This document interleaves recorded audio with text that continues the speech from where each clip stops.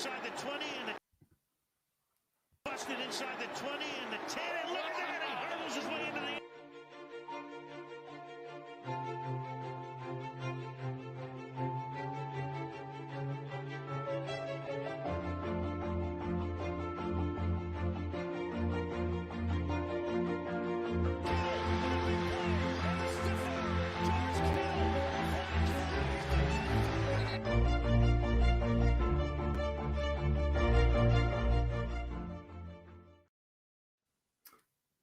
Hello, everybody. Welcome to episode 13 of Shanalytics. I'm back with my guy, Barry, a Baller18. First of all, for anyone who hasn't checked out his content before, gosh, I don't know why you're here, but go check out all the stuff in my link. I've got his YouTube linked. I've got his Twitter linked. You do tons of film reviews on your YouTube channel. You do a lot of great Niners content for the people.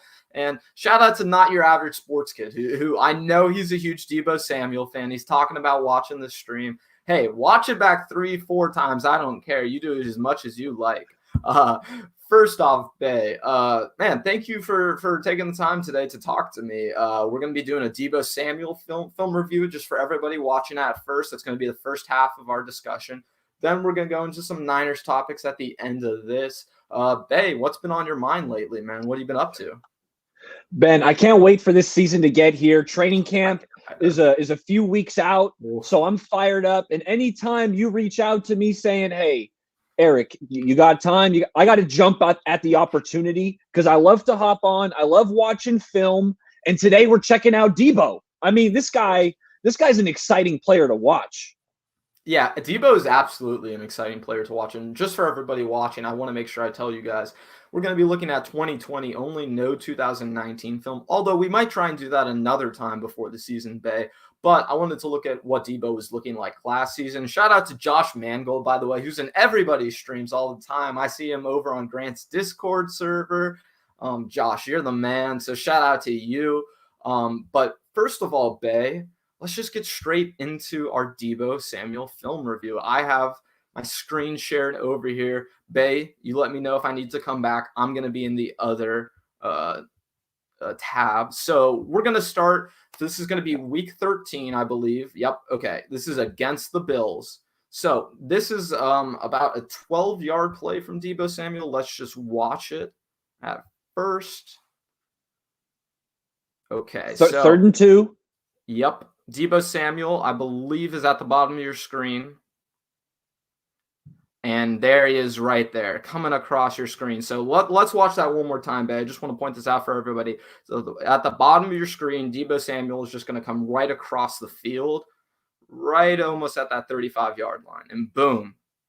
I feel like, Bay, often, and when I was looking at plays with Deebo, a lot of them are these short scrimmage type of plays, these behind the line of scrimmage, 5 yards out. But here is a really good chance to show Deebo Samuel's versatility.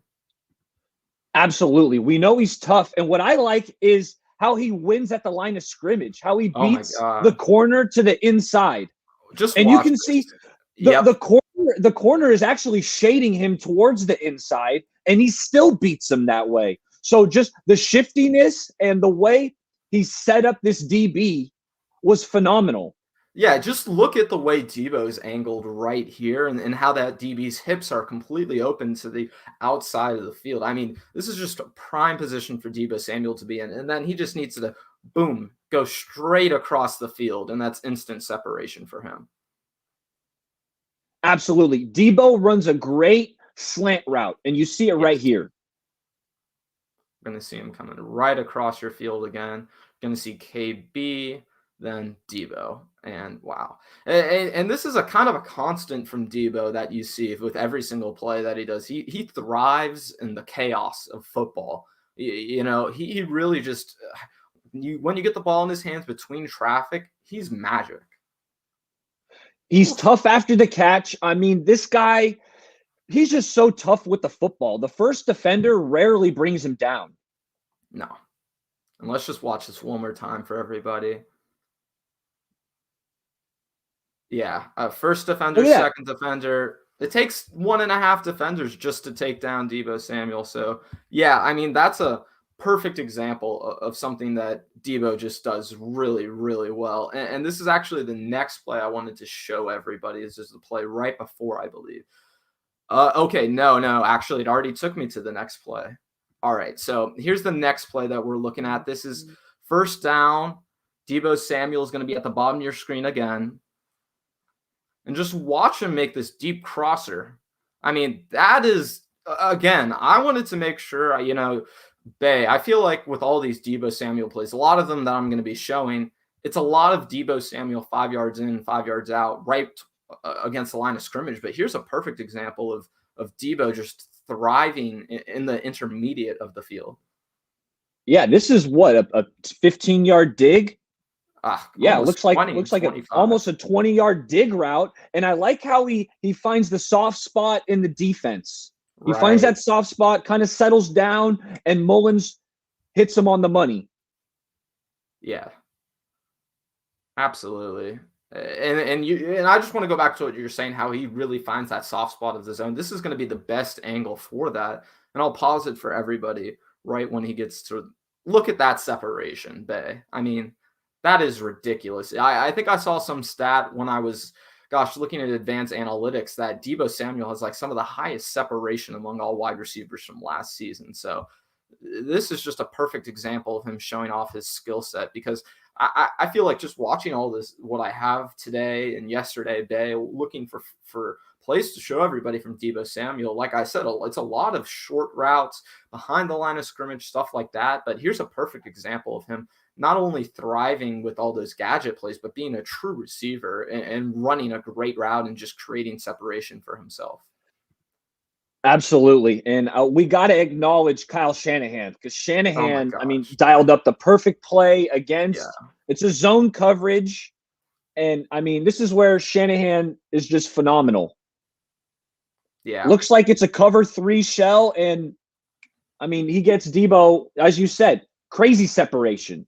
Right. And even if we're looking right here, I believe is that a running back right there who's wide open in the flat. So yeah, is that Mostert? Yeah, that's Mostert right there in the flat. So yeah, this is a great design play by Kyle, and even better execution by Deebo to get that kind of separation downfield so that Nick Mullins has the opportunity to give him a pass like that. But, absolutely. And that's going to take me to the next play I do want to cover. I'm going to spend a lot more time on this Week 12 game against, I believe, the Rams. Yes. So let me just find this first play I'm looking for. Okay. So this is going to be against John Johnson. This is going to be your classic Deebo Samuel play. So these are the types of plays I was talking about, Bay, when I was talking about short intermediate routes. And this isn't even really a pass. This is just a great jet sweep by Deebo. And watch how he finishes here at the end. It's if you watch the other angle of this, the way he goes, he puts his head down and just goes after the DB. It's John Johnson in this instance. Man, this is the perfect like Deebo Samuel brand of football that you love to see. Deebo is a running back and a wide receiver in the same body. Absolutely. And it was, why did we go away from this in the Super Bowl, Ben? I ask myself that all the time. He was so sick. Deebo was carving up the Chiefs in the Super Bowl with this. In the second half, it just disappeared. So if I see Kyle in the supermarket, that's going to be a question I have for him. Don't worry. I think as long as you don't talk to him at his kids' soccer games, he'll be good. But but no, this is the perfect type of thing that, once we introduce Trey Lance to the offense, I think this is going to make life a lot easier for Deebo Samuel and Ayuk and Kittle as runners, because you have that next threat of your quarterback who's not just a stationary statue like Jimmy Garoppolo is. Kyle's talked about it. I heard him talk about it on the podcast with Kawakami.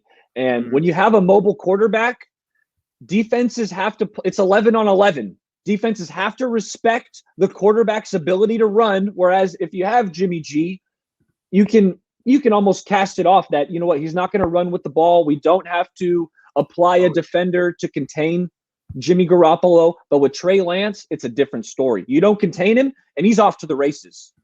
And I think you're exactly right here, because just watch this play. Imagine Trey Lance is the quarterback instead of Nick Mullins. You see Deebo Samuel come across your field. You see the entire defense moving that way. If this is an RPO play or a keeper option, right, and Trey Lance keeps the ball and the entire defense is going the other way, we're talking about explosive plays for this offense almost immediately, right, Bay?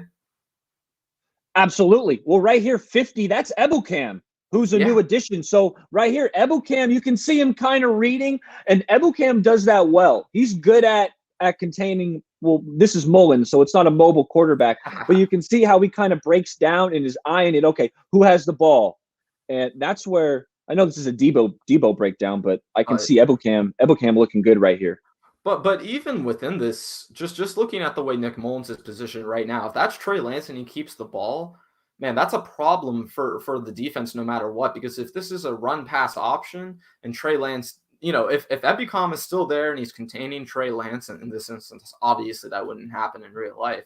But there could still be options down the field for Trey Lance to hit people. And if he isn't there, then guess what? He runs outside the edge of that defender. So I think no matter what, the thing I think 49ers fans should be really excited about is the upgrade that we're going to see to this offense with Trey Lance inserted in there. It's just going to create so many more problems for defensive coordinators to deal with than they already have to deal with Kyle Shanahan's offense. Absolutely.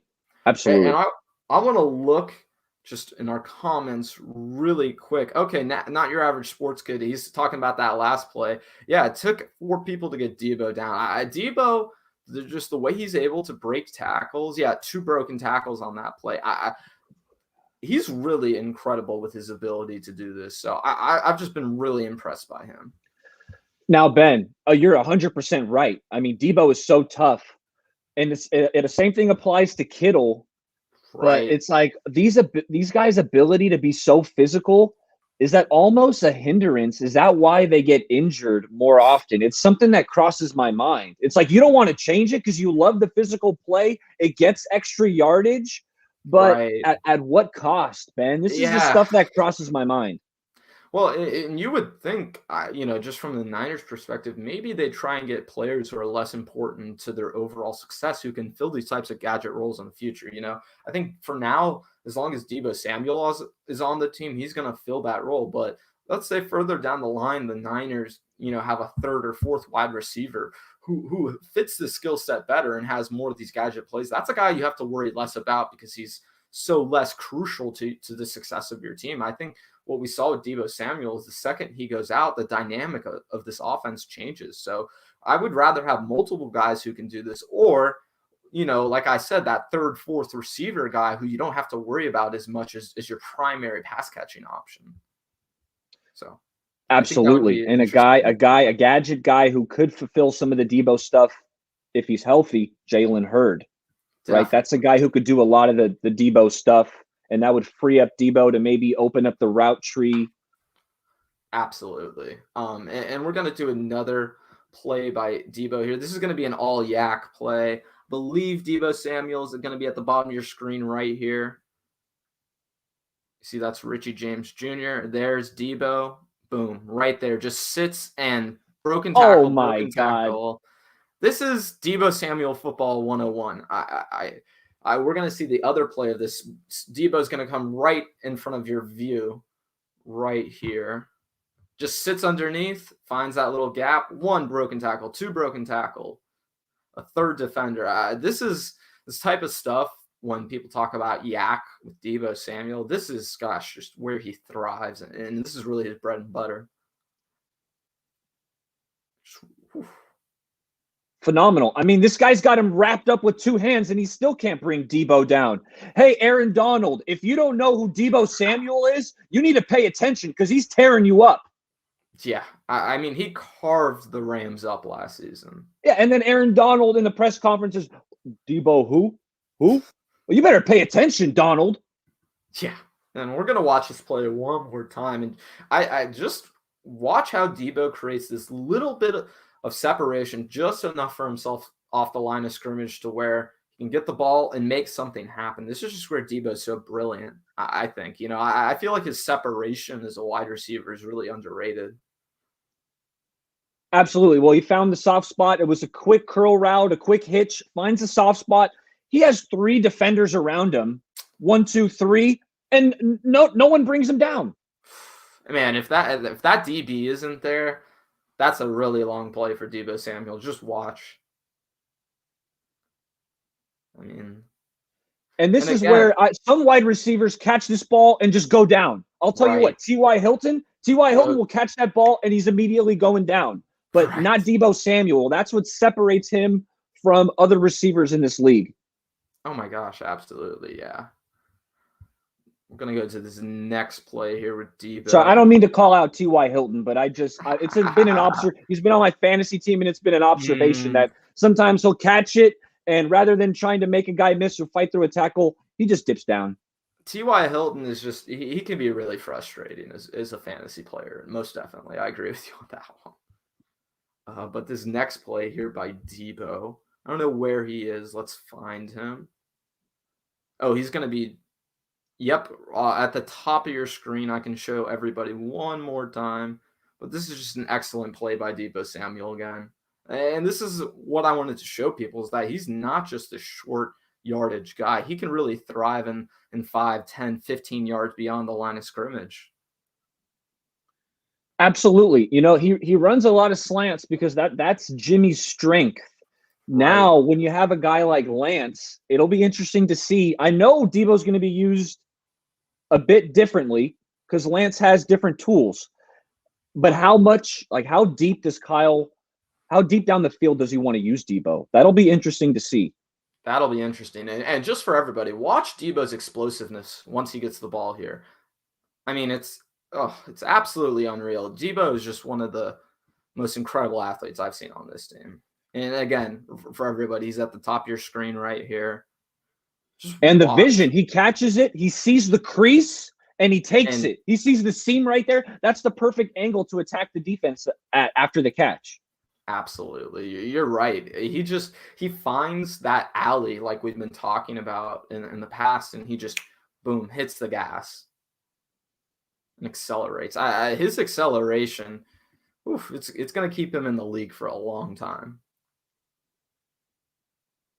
Again, this is the type of thing where, like I'm saying over and over with Deebo Samuel, like he's been able to thrive with these, short yardage plays, all that kind of stuff. But where I really want to see him grow, and where I want Kyle to grow as a play caller with Deebo specifically, is to challenge him in the intermediate part of the field. And Josh Mangold's right. I just saw your comment, Josh.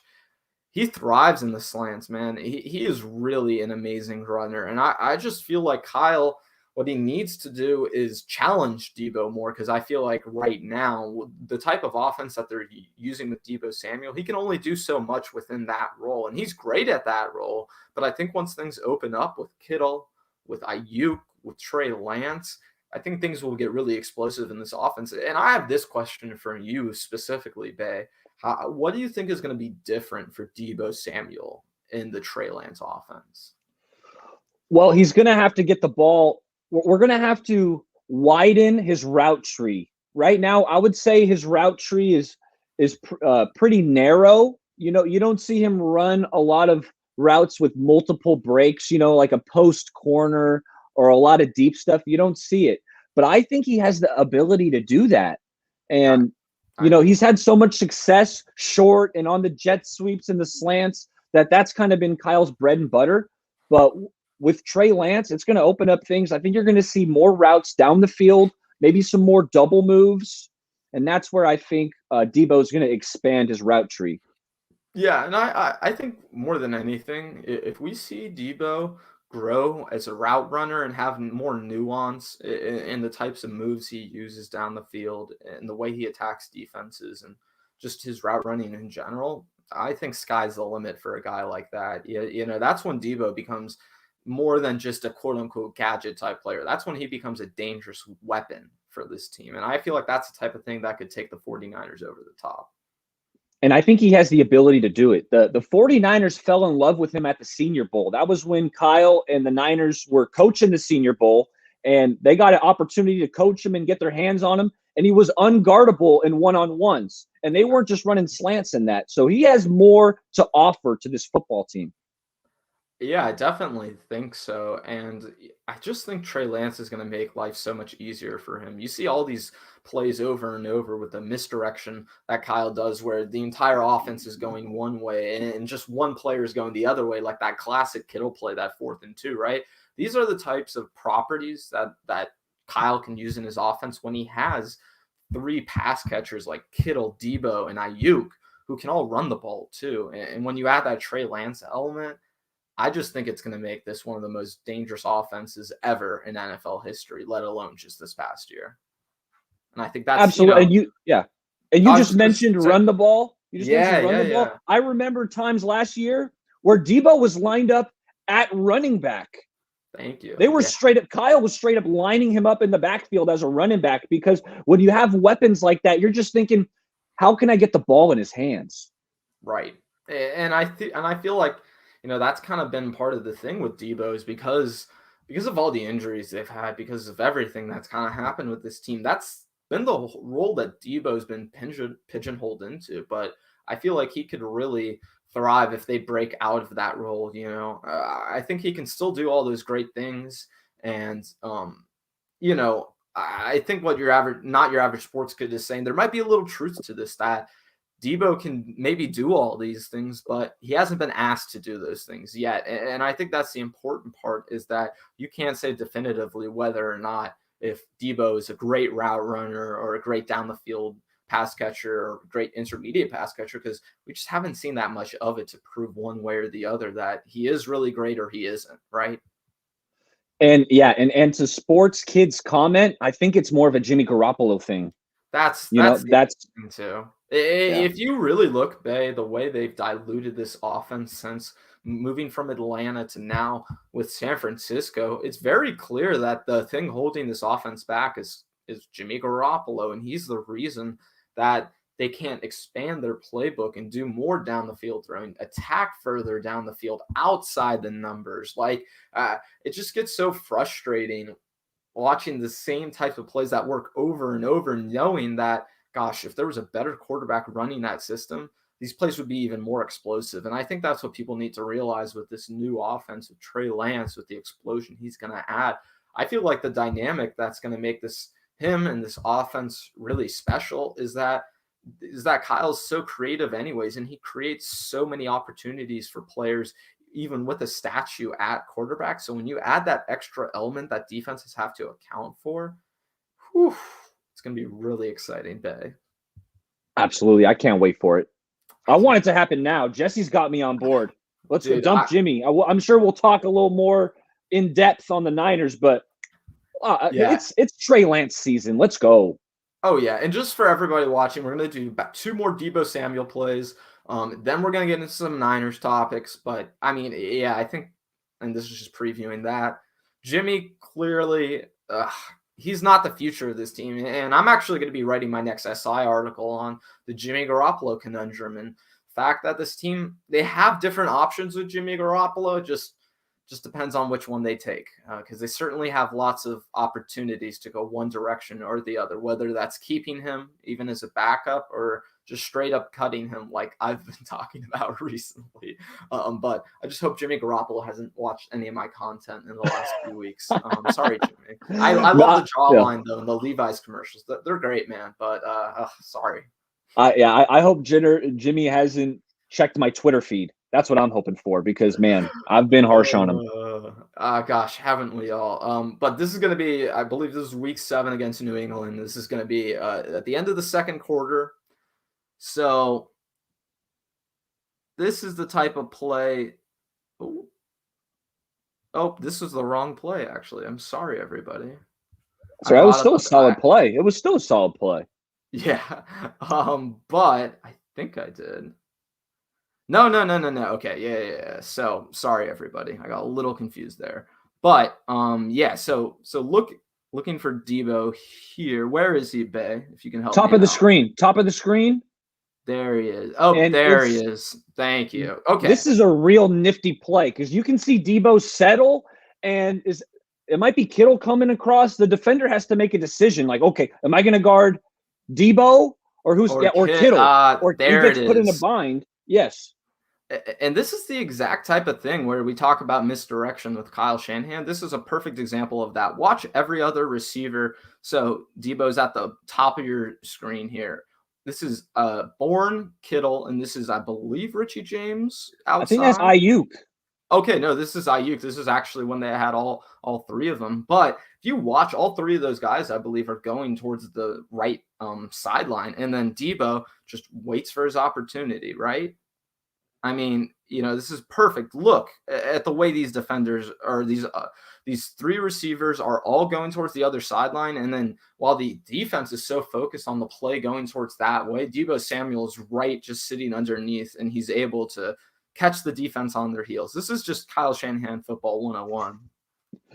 You nailed it right there. I was going to say, this is Kyle seeing something on tape within the New England Patriots zone defense.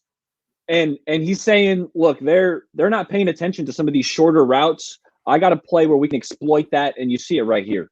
Yeah, just look at this is Ayuk, this is Kendrick Bourne, this is George Kittle. They're all going towards this side of the field, and like you perfectly pointed out, too, Kyle creates this mismatch where he has one defender having to decide between Deebo and Kittle, and that's an outside linebacker, and boy, is that a tough choice and a tough matchup no matter what.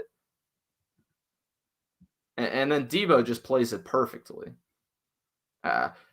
Again, when you watch Kyle and you see all these elements of his offense and you think about, gosh, how explosive he could be with a mobile guy, oof, things get dangerous. But man, this is a great example of how, they could use Deebo Samuel even more in the pass game. It's, these little underneath things, but oof, I just think with Kyle, with these pass catchers, with how athletic they are, with the yards after the catch, this is some really exciting stuff, especially when we're considering, like I said, over and over, that right now a statue is sitting behind there throwing the plays for him. And Josh Mangold, I thought this was a super interesting play because I think what people need to realize with Kyle is he loves, there are certain elements that he loves keeping over and over. And I go back to that Kittle play because it's the perfect example of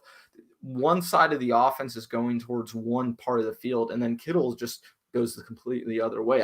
And Bay, I'm sure you might even remember this better than me. I remember there's that one specific play where Kyle literally tells George Kittle just to die on the field and then get back up and run. Do you remember which play I'm talking about? Yes, I can't remember the game, but it's the mic'd up situation, Bay, where he literally says to George Kittle, all you have to do is fall down, get up, and run a few feet the other way, and you'll be wide open. Yes. Wide open. I mean, who schemes that up? I mean, that play doesn't exist in Madden. They need to add that to Madden. I want to run that. The tight end falls down. The defenders completely ignore him. They forget about the guy. And now Kittle gets up and he's running wide open. Yeah, seriously. They do need to add that play to Madden. But just for everybody watching, I saw Not Your Average Sports Kid. What are we watching this on? This is on NFL Game Pass, which, like I was talking about with Bay Area Baller, isn't currently available at the moment. But once the season comes back around, I believe it'll be back up. But yeah, Not Your Average Sports Kid. This is NFL Game Pass is great. I believe it's $100 for the calendar year. And what it allows you to do is to go through and search for every single play for every single player for every single play throughout the NFL season. And you can see some really great stuff. Right, Bay? Absolutely. You can search by player highlights. You can type in a player and all his highlights will come up. And what I like, Ben, is also the condensed games. Because you can watch a game and they condense it down to like 40 minutes, 45 minutes, where you're not wasting any time. It's just play after play, constant action. So I like condensed games as well. And even some of the content they've been doing with like the film watching with Brian Bowling, or gosh, I can't remember Baldinger. Right now. Thank you, Baldinger. Yeah, Baldy's breakdowns, absolutely. There's some great stuff on NFL Game Pass. I really do recommend it to people. I think once it becomes available, I'm definitely considering making the purchase. But this next play that we're going to be looking at, this is the last Deebo Samuel play of the day. It's going to be just right across the bottom of your field. I'll replay that for everybody. Deebo is going to be in the slot. the left slot at the top of your screen, and he's just going to come across and boom, easy separation again. This is the type of stuff I see, Bay, where I feel like there's a lot more potential for these type of plays, especially when Trey Lance is the quarterback. Definitely. Give it to me one more time from that other view. I want to see what kind of defense the Eagles are in right here. So they got a safety over the top. And it looks like man. It looks like man, and Deebo just beats that slot corner. That's what I'm saying. I thought it was zone after watching the play originally, but just it's definitely man. I mean, oh my gosh, that separation from Deebo. I'll pause that for everybody just so we can see where he really gets his separation. It's right there. Oh I mean, that corner. What is that corner doing? Man, that is bad. That is bad defense. Or did Deebo just make him look that bad? Yeah, gosh, it's one or the other. I mean, whew. Either way, it's a great play. It's a big play. This is big. And just watch Deebo Samuel come across the screen right here. Boom. I mean, the separation that this guy has. Let me just go back a few instances. I want to pause it right there. I mean, yeah. He's got 5 yards of separation. That's just easy pickings for a guy like Deebo Samuel. Like, just looks like it's too easy for him. Even CJ Beathard can hit him when he's that open. Right? I mean, this is the type of stuff where, gosh, the 49ers quarterback play was so bad last season that things should be much improved, hopefully. I know, fingers crossed. You know, I hope as much as Grant loves him, I don't know if I'm quite ready for the Josh Rosen experience in full, but we'll get to that topic in a second, just the quarterbacks in general. But I want to show this last Deebo Samuel play for everybody one more time all the way through. I mean, just this is where I think Deebo really shows off his ability to not just be that gadget sort of guy where, man, what is that defender thinking? Yeah, he should be embarrassed. You know what? I see after the defender's like, yeah, my bad. I just got my butt whooped on this route. I mean, that's about as good as it gets everybody. Look, I mean, just as Deebo's catching the ball, the defender's almost a hash away from him. That's some crazy separation by Deebo.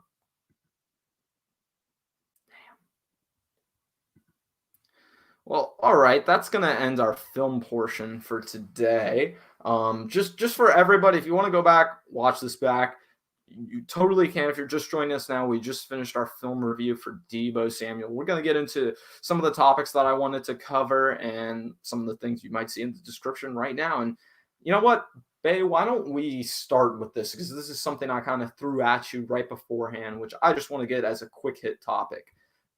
Is there one addition that this team should make before week 1 of the season? Is there anyone that this team should target right now? There's a guy I've been eyeing, Ben, and that's Melvin Ingram. Melvin Ingram, he's had some injury issues over the years, but when he's on the field, Ben, he's a phenomenal pass rusher. He's already worked opposite of Bosa, and I know Ingram and Joey Bosa had a phenomenal relationship, so you feel like that would be seamless if he were to come over here. Jason Verrett's already recruiting him. He sent out the tweet, Melvin Ingram, come to the Bay Area. I'll take you out to a dinner. You'll help provide some pass rush. You know, Jordan Willis is suspended 6 games.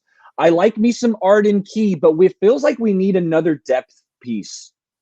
It does. I think the only interesting part of this discussion with defensive line and bringing in another edge sort of guy is I feel like they're going to be creating pressure in alternative ways this season. I don't feel like they're going to be relying as much on the classic pass rush. So while on one hand, I totally understand what you're saying, how they could definitely go and get another edge guy. At the same time, with the way they're going to use safeties and linebackers this year with how creative I believe D'Amico Ryans is going to be, I feel like they could find different ways to create pressure. But I will say at the same time, I have your worry in the sense that is Samson Ebukam really like a true edge defender sort of guy right now? You know, I mean, because he's going to play that role in some games, but then there's going to be other games where he's going to be spying a rushing quarterback or a mobile quarterback. So we're going to need edge guys to fill those sorts of roles, I mean, throughout this season. We're going to need that Kerry Hyder type, that extra edge defender that they can use to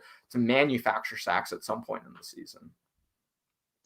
Yes, and you talked about we might use the safeties in other positions, but really the thing that made our defense so good in 2019 was our 4-man pass rush. Yeah. Because when you can get to the quarterback with only rushing 4, that means you have more people in coverage. It's harder for the quarterback to find open players. When you're bringing 5 or 6 guys, yeah, the quarterback's got to get rid of it quick, but there's less people in coverage. Mm-hmm. So if we're able to get to the quarterback with the 4-man pressure, I think that is the route that I want to see the defense succeed.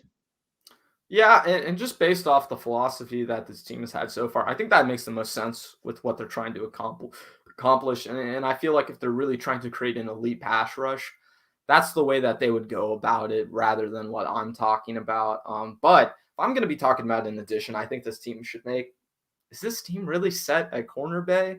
Are they really okay at corner? I don't think so. I don't buy it. And just with all the injuries that we've had recently, I mean, all 5 starters in the secondary, none of them played 16 games last season. So I don't expect that part of the 49ers defense to be fully healthy. Therefore, go after a Malik Hooker. Go after a Steven Nelson, a Brian Poole. I think you could – I just don't want this team to wait until an injury happens and then say, oh, we can go and get another corner now, because it might be too late for that day. Absolutely. And I mean, otherwise you're relying on a rookie, right? Ambry Thomas, Lenore. We don't know. You never know with rookies until you see them in live action, because you don't want another Brian Allen situation. That's what you don't want. Right. And not your average sports kid saying maybe Stephon Gilmore. I think the only pushback I have with Stephon Gilmore is right now they can't fit that kind of salary under their salary cap. And I guess, from the perspective of that this team doesn't really have a long-term answer at corner, I don't know if it'd be great to give up draft capital to get another corner on a 1-year deal. If this was a younger Stephon Gilmore who was on a 2-3-year deal who didn't want a new contract, I'd be super interested. And honestly, depending on how much you'd have to give up, I think I would still be interested. I just don't know how much I love the 49ers streaming corner after corner. It just seems like you're asking for trouble down the line, Bay. Or am I wrong? No, I think you're right. And my thing with Gilmore, I really like Gilmore, but I did a AFC breakdown on my channel where I went through all the AFC teams, and the Patriots have a really good roster. I think they're expecting to be a playoff team and make a run at this thing. You think Bill Belichick wants to see Tom Brady win the Super Bowl and he has no response to it? So I don't see the Patriots trading Stephon Gilmore because they want to win. Yeah, that could definitely be part of it too. And maybe they wouldn't be willing to give up, anything besides like a second for him. And at that price, I just don't know if that's worth it for the 49ers right now. I don't think there's Stephon Gilmore away from contending right now. That's the kind of thing where I wonder if that's just, something that wouldn't really matter in the end for this team. But you know what, Bay? That kind of leads us into what we're Yes, it does. Yes, it does. You know exactly where I'm going, Bay, and I can see the look on your face. This might be something that we go ahead, Ben. Win the Super Bowl, but right now we're definitely not going to have the same opinion. But I'm curious about what you're going to say. Yes, Ben. I think we have a chance at a Super Bowl, and I say a chance because some teams just do not have a chance. Right? That's when the Detroit Lions, no chance. Right? New York Jets, no chance. Jacksonville Jaguars, no chance. Houston Texans, no chance. Thank you. Yes. Now, the 49ers, that's my team, obviously. So if they have a chance at it, then to me, the answer is yes. And we were able to retain a lot of our talent. We have that camaraderie, Ben. We were able to bring back Tart on a 1-year deal. We're able to bring back DJ Jones on a 1-year deal. Jason Verrett's back. The camaraderie is there. Alex Mack is a proven vet. We just upgraded our center position, which was a hole last year. Yeah. And I honestly think we have a chance at a Super Bowl. The NFC, it does not feel as strong as previous years. The Saints were a perennial great team with Drew Brees. He's gone. He's retired. Aaron Rodgers. What the heck's going on with Aaron Rodgers? Is he going to play? I don't know. If he's not there, let me tell you something. The Packers are done. All right? So I don't fear that many teams in the NFC. Yes, the Buccaneers are really good. We have a tough division in the NFC West. But, I mean, the NFC East, I'm not scared of the NFC East. The Cowboys, the Redskins got a good pass rush. But really, I think the NFC is open, Ben. And that's why I could not rule out a chance for the 49ers to make the Super Bowl. And once you make the Super Bowl, you have a chance to win it. That's the thing. I think the reason I've said this team isn't a contender all year or all off season is it's kind of a numbers thing, right? And I've made this point already. I'm not going to drone on for too long about it, but when your quarterback is making that high of a percentage of the salary cap, I just don't know how realistic it is to expect this team to be a true contender this year. And that's the problem with the 49ers right now, is that Jimmy Garoppolo would be the highest paid player on any team to ever win a Super Bowl, at least in terms of the percentage of the salary cap. And then when I throw that out there, people are like, oh, they were so good with Jimmy in 2019. That was when Jimmy was making 8% of the team's salary cap instead of 13.5% that he is this year. So the resources that this team has this year, it's different. And they are putting more money towards Jimmy Garoppolo than they ever have been. So I just think when I take all of that into consideration, plus, and I can't harp on this enough, Bay, and I hate that this is the way our team runs, they're one of the most injured teams in the NFL every season. It's a problem they cannot fix. It's a problem that continues to persist. And I just think with all the guys that they're relying on, the Alex Macks of the world, just what they're relying on with the quarterback room, that transition, I just don't know if it's realistic for this team to have Super Bowl aspirations this year. Now, I think from the perspective of what you're talking about, of there's a lot of contenders there's not a ton of contenders in the NFC. I think that's really good to point out. And honestly, this is as good as a chance, I think, for the 49ers, besides maybe 2019, given the easy schedule they're going to have.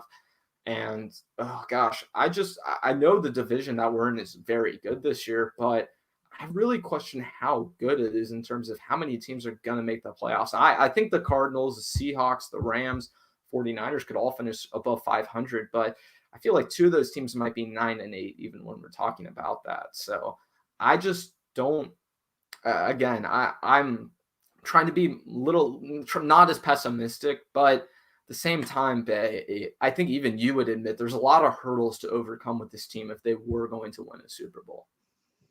I mean, you hit the nail on the head. They have to stay healthy, right? If Bosa goes down and Kittle goes down, then it's going to be really tough. But if we can stay healthy, I think we have a chance. And when my team has a chance, the question is, can the 49ers win the Super Bowl? I think we have a chance. So to me, the answer is yes. Okay. And you know what? That kind of leads us to the next thing, which is 2021, Bay. Do you think this is a win now year for the 49ers? It absolutely is. We have a lot of veterans. Jesse Naylor, Last Second Sports, has pointed out we're one of the older teams, one of the oldest teams. The second oldest team in the NFL. It's crazy. But let me tell you something. Some of these older teams have a lot of success. I believe the Bucs were up there last year as one of the oldest teams in the NFL. So just because we're old, I mean, you can be old, but you're also experienced. These guys have seen a lot. They're not going to be fooled. So when you have a young team, I mean, what does that mean? You got a lot of inexperienced young players who haven't been there and done that.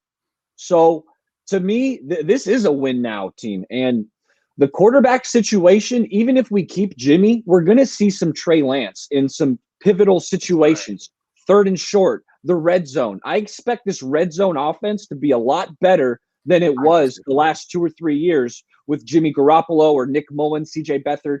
With Trey Lance in the red zone, it's going to improve our opportunities to score touchdowns, because I feel like that's been a bit of an Achilles heel. Like we're great. We move the ball. We have a lot of yards, but Robbie Gould's kicking a lot of balls, and I want to start punching those into the end zone. And I think Trey Lance could definitely help the 49ers in that aspect. And just one thing you didn't mention, which when I brought this topic up last week, I believe it was Jesse Naylor, might have been someone else who mentioned this to me, is that the 49ers don't have their first round pick this year. It's not in their best interest to lose a lot of games. They don't have anything that would reward them at the end of the season with having all those losses rack up. So I think it's a win now year in the sense that you don't want to.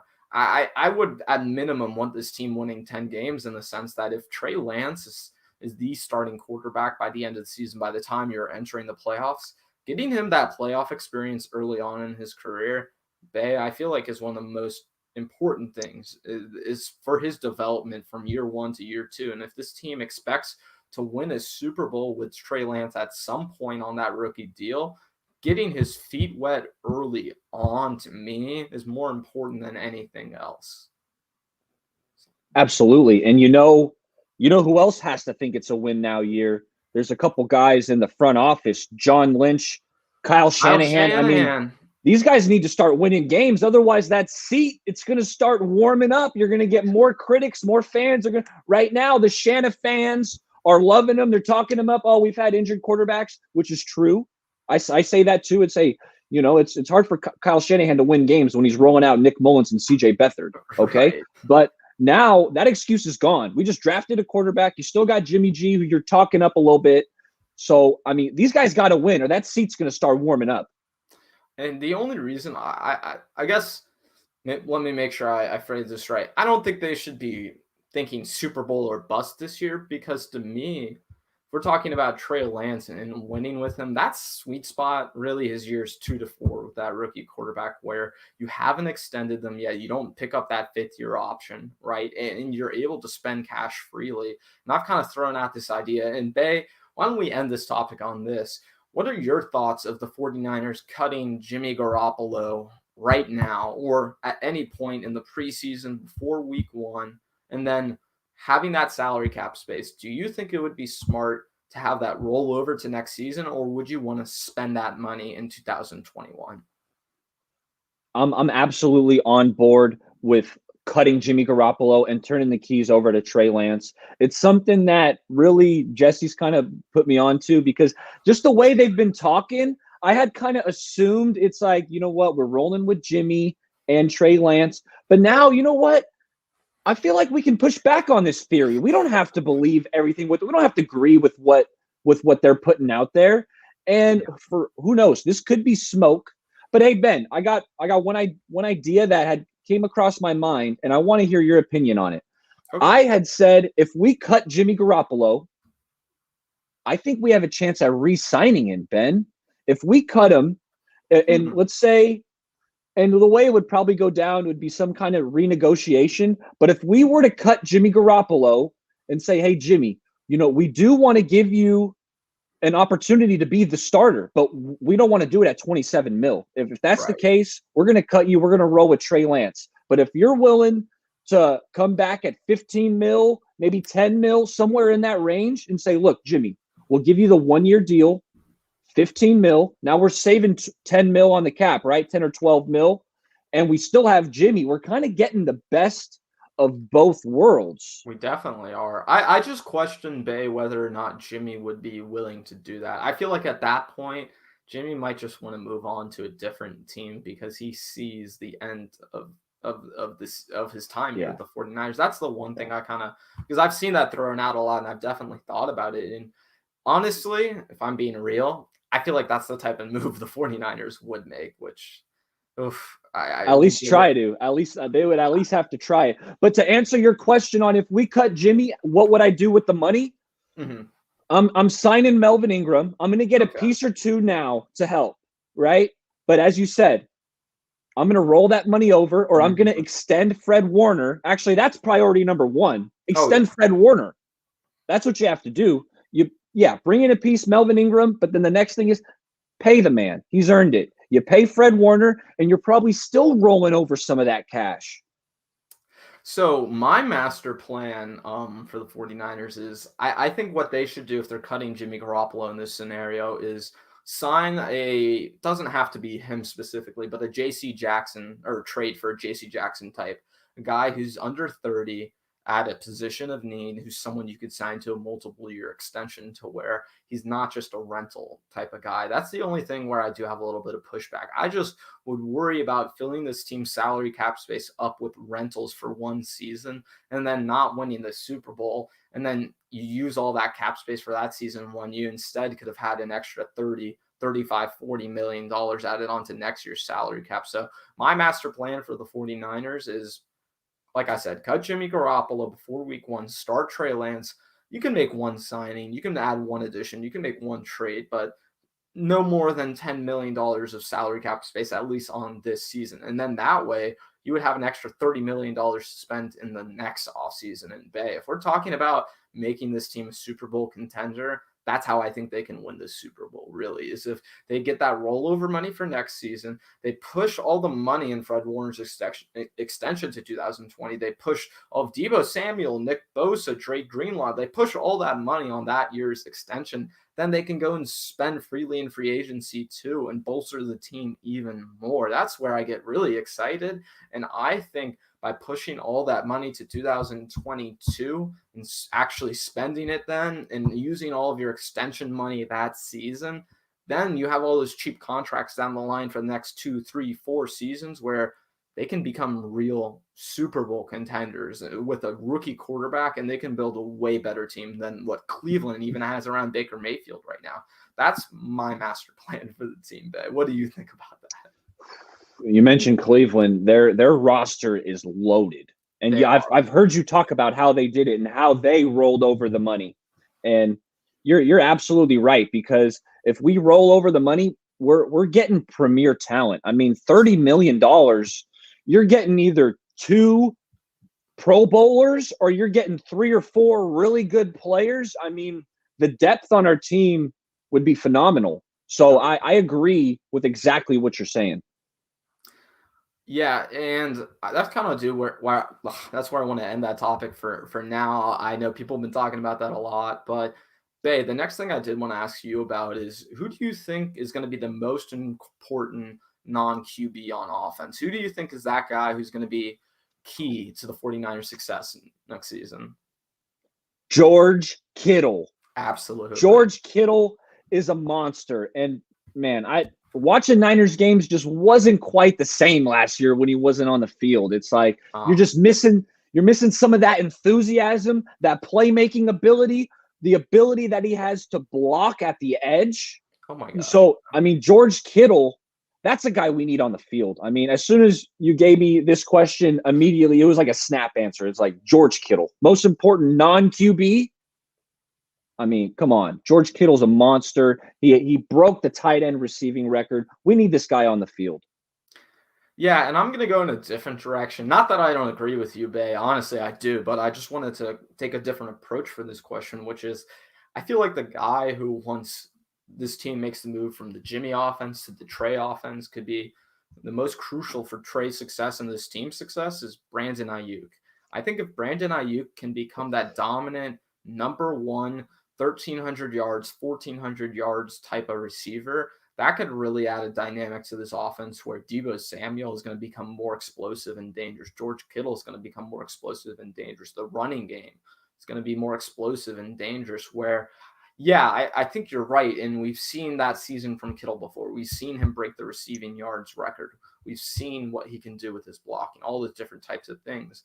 But I feel like the one thing this team hasn't had in this entire regime is that true X type of receiver that Brandon Ayuk really could be for the 49ers next season. And I feel like if you add that dynamic to Kyle Shanahan's offense, things get really dangerous really quick, Bay. Absolutely. No, I'm not going to argue with you there. And you know what, Josh, you're right. Let's go Kittle. I mean, Kittle's the man. I think we all want to see him back next season. Kittle over the middle. He's the guy, Bay. I mean, he's got to be the most fun Niner on the team by far. But you know what? Let's go to our next topic real quick, and we'll end on these last two. And this is one of the titles of what we've been talking about today, Bay. And you know what? Let's start negative instead of positive this time. What do you think was the most important off-season loss that the 49ers sustained? There were 2 guys that jumped out at me immediately that I I was trying to debate between who is it, right? Kendrick Bourne. Maybe I shouldn't mention both of them. I don't want to steal your thunder because you might have one or the other. But I'm sorry. I got to mention them both. I'm sorry, Ben, if I steal your guy. But Kendrick Bourne, that's a tough loss because he was Mr. Reliable. Anytime someone got injured or Kendrick Bourne, he's in the right spot at the right time, and he's on the field, right? So Kendrick Bourne, we're going to miss him. And a player on the defense who I wanted us to retain, and unfortunately he stayed in the NFC West. He's up in Seattle, and that's Kerry Hyder. I thought Kerry Hyder was really good last year, and man, I'm hoping, whether it's Ebukam or I like Arden Key more than most. Someone needs to pick up some of this slack. Yeah, Mo Hurst. Someone's got to pick up the slack that Kerry Hyder is leaving now that he's up in Seattle. Because Kerry Hyder, not only was he sacking the quarterback, but he was pressuring. He was getting in the quarterback's face. So that's a guy that, I'm disappointed we were unable to retain him. So, that was a lot. That was a loss that could hurt a little bit. So, Bay, I kind of cheated on this question. I did not go with a player. I'm going to say Robert Saleh was the biggest offseason loss for the 49ers. And Bay, when you said there's two guys I'm thinking of, I thought you had Robert Saleh on your list. I'm glad you didn't mention him, though, because for me, one of the reasons this team could be held back from winning a Super Bowl next season is having a first-year defensive coordinator in DeMeco Ryans. I think while it's not going to be the worst transition, we saw how difficult that was for Robert Saleh, who we all have a very high opinion of in his first year as a defensive coordinator. So I think just having that presence in the 49ers building, having that guy next to Kyle Shanahan who can really challenge him truly and can say, no, you should be doing things this way. You should be thinking about the bigger picture. I feel like at the end, Saleh is doing so much in terms of the leadership of this team, in terms of the leadership of the coaching staff. I just feel like that's going to be something huge that we feel throughout, not just this season, but the next few seasons with this team. This is going to be a loss that is really going to affect the 49ers, and I don't think a lot of fans are prepared really to talk about this right now. You're thinking outside the box, Ben. That hadn't even crossed my mind, but now that you're mentioning that, you're 100% right. Yeah, I just, and you know what? Yeah, that's a great shirt, Eric. I wanted to make sure I mentioned that earlier. But yeah, I really I worry about this team. Really, when we look at Robert Saleh, when he was so successful with this team, he had, so many things to choose from on that defense. He had all kinds of weapons he could use. He had all kinds of players that he could deploy in all kinds of different ways. And with the talent, I personally believe getting a little bit worse this offseason and with the change to a new defensive coordinator, I just don't know if we can rely on the 49ers to be that solid top 10, top 15 defense that we've seen in the last few years, even when the team was struggling. So I think I just wonder if that's going to be a weakness of this team for the next few years, while they do have a new defensive coordinator who's still going to be getting his feet wet and is still going to be understanding what it's like to be a defensive coordinator at the NFL level. I know he has great play experience, but being in that position for the first time, I just wonder how he's going to handle that day. Absolutely. I mean, when you're the defensive coordinator, you have to make adjustments on the fly because going into the week, you have an idea of how the offense is going to attack you. But, offensive coordinators make a lot of money too. So they change it up and they might do something that you don't expect. Yeah. And that's where the defensive coordinator has to recognize that and make the adjustments on the fly. And Robert Saleh Robert Saleh, I mean, you were just saying, I mean, he was really excellent on those on the fly adjustments that the team had to make constantly. So I hope, I hope this team is in really good hands. The 49ers seem to have a lot of confidence in DeMeco Ryans, but I just don't think people should have the highest of the highest expectations for this defense next season, understanding the transition that they're going to be going through. So I think it could be tough on this team, definitely. And I'll be curious to see how they handle it this season. I will say what should help with that is the camaraderie that we have. We retained a lot of the same players, so the chemistry should be there. And the coaching staff is there. Yeah. There's a lot of people who are holdovers from the previous regime. I mean, it's pretty much, besides the addition of James Betcher, I believe, a very similar room that they had for the last few years. So I don't think it's going to be that much of a drop off. But definitely, I mean, going from Robert Saleh to a new defensive coordinator, any team would feel that loss, no matter how good the defensive coordinator was. Yeah, there's some uncertainty that we won't find out until maybe the preseason or until the regular season games start flying. Yeah, and let's end on this, Bay, and let's go more positive this time. What do you think is the most important addition that the 49ers made this offseason? I was waffling on a few guys. I'm only going to give you one here. I don't want to steal all the thunder, Ben, but I'm going Trey Sermon. We need a running back, a bell cow, because I love Raheem Mostert. I absolutely love Raheem Mostert, but he's not a guy we're going to be able to give 15, 20 carries a game. You can't do it. I think last year proved it. So I want to scale back Raheem Mostert's touches to keep him fresh. But someone's got to get these carries, Ben. And that's where I'm looking at Trey Sermon as a very important offseason addition. This guy is a powerful runner. He's got the burst. I just think he's a phenomenal player, and I think he's going to have a huge year, Ben. I really agree with you. I think the running just the running back room on this team is much improved from last season. I feel like this is the best running back room Kyle's had in his entire time with the 49ers. I agree. So I think it's going to be a really big improvement, and I think part of that is the guy I'm thinking of, which is Aaron Banks. I think this offensive line is going to be hugely improved from last season. I think just the regime in general. I mean, this goes back to what I was just saying about the running back room. This is the best offensive line room I think Kyle's had in his entire time with the 49ers, or line room, sorry, that he's had in his time with the 49ers. So I think with the addition of Aaron Banks, it's going to make life a lot easier, hopefully, for a guy like Mike McGlinchey, right? And for the rest of this offensive line. And where we saw this team struggle so much last season, especially in protection, was pass protection. And Aaron Banks, he's just going to make that better. And I feel like he does have a lot to offer in the run protection and the run blocking. And I feel like the 49ers, what he was asked to do in Notre Dame versus what he's going to be asked to do in San Francisco's offense, I think he's really going to flourish as a run blocker. But especially with a passing game, I think he's going to make life a lot easier for the other offensive linemen around him and add a cohesion to this line that they just haven't had this entire regime, Bay. You can only expect so much from an offensive line that doesn't have continuity. So once the 49ers introduce continuity, and I think they are with Aaron Banks, I feel like that could be the most improved part of this team. Absolutely. And a player who my runner-up for the most important offseason addition was Alex Mack. Alex Mack, he's been doing this. He's got to be in the NFL for 10 plus years, Ben. And he's been an all-pro numerous times. Yeah. He's a guy who at his press conference, he admitted that he plays his best football in Kyle Shanahan's system.